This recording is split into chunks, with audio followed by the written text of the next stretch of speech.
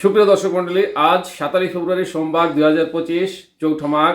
জানাচ্ছি পত্রিকাগুলোর প্রধান প্রধান শিরোনাম। সর্বপ্রথম ইত্তেফাক মেইন হেডিং করছে, ভারত নিজেদের স্বার্থেই নেপাল থেকে জল বিদ্যুৎ আসতে দেবে প্রধান উপদেষ্টা। নেক্সট প্রথম আলো মেইন হেডিং, ডিসি সম্মেলন, মাঠ প্রশাসনের কর্মকর্তা কর্মচারীদের জন্য রেশন সুবিধা চালুর প্রস্তাব।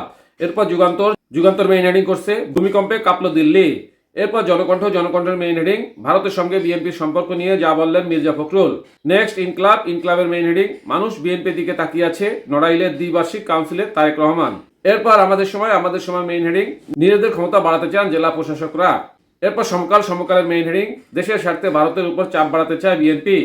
নেক্সট জায়দিনের মেইন হেডিং, একসঙ্গে কাজ করতে চায় ভারত বাংলাদেশ তৌহিদ জয়শঙ্করের বৈঠক।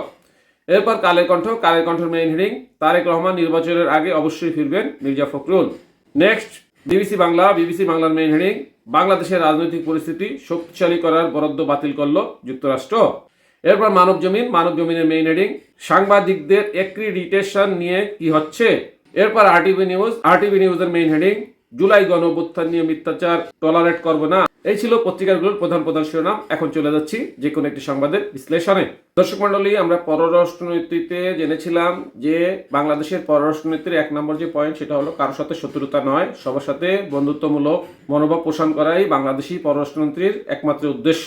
এ ধরনের একটা মন্তব্য বিএনপির মহাসচিব জনাব মির্জা ফখরুল ইসলাম আলমগীর করেছেন। এটা নিয়ে জনকণ্ঠ একটা প্রতিবেদন করছে, যেটা আমি মেইন হেডিংয়ে জানিয়েছিলাম। চলুন, ভারতের সঙ্গে বিএনপির সম্পর্ক নিয়ে যা বললেন মির্জা ফখরুল।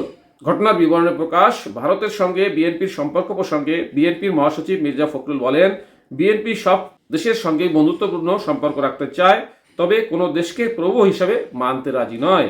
ভারত সম্পর্কে তিনি আরও বলেন, অতীতে ভারতের বিভিন্ন মহল বিএনপিকে তাদের শত্রু হিসাবে চিহ্নিত করেছে, আবার কখনো বন্ধু বলেও অভিহিত করেছে। তবে বাস্তবতা হলো, বিএনপি বাংলাদেশের স্বার্থকে অগ্রাধিকার দেয় এবং ভারতের হস্তক্ষেপের বিরুদ্ধে সবসময় সোচ্চার থাকছে। তিনি ভারত সরকারের প্রতি আহ্বান জানিয়ে বলেন, বাংলাদেশের জনগণের সঙ্গে সরাসরি সম্পর্ক তৈরি করাই ভারতের জন্য মঙ্গলজনক হবে। শুধুমাত্র আওয়ামী লীগের উপর নির্ভরশীল হয় দীর্ঘমেয়াদে ভারত বাংলাদেশ সম্পর্কের জন্য তা ক্ষতিকর হতে পারে। সীমান্তে হত্যা, পানির প্রবাহ নিয়ন্ত্রণ এবং বাণিজ্য ভারসাম্যহীনতা, এই বিষয়গুলি আলোচনার মাধ্যমে সমাধান সম্ভব বলেও তিনি মন্তব্য করেন।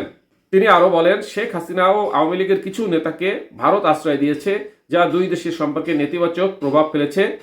তাই ভারতের উচিত দ্রুত এই বিষয়ে পদক্ষেপ নেওয়া এবং বাংলাদেশের সঙ্গে সম্পূর্ণ পুনর্গঠন করা। এই ছিল বিএনপির মহাসচিব জনাব ফখরুল ইসলাম আলমগীরের ভারত সম্পর্কে দেওয়া বক্তব্য। সাথে থাকার জন্য ধন্যবাদ। আসসালামু আলাইকুম।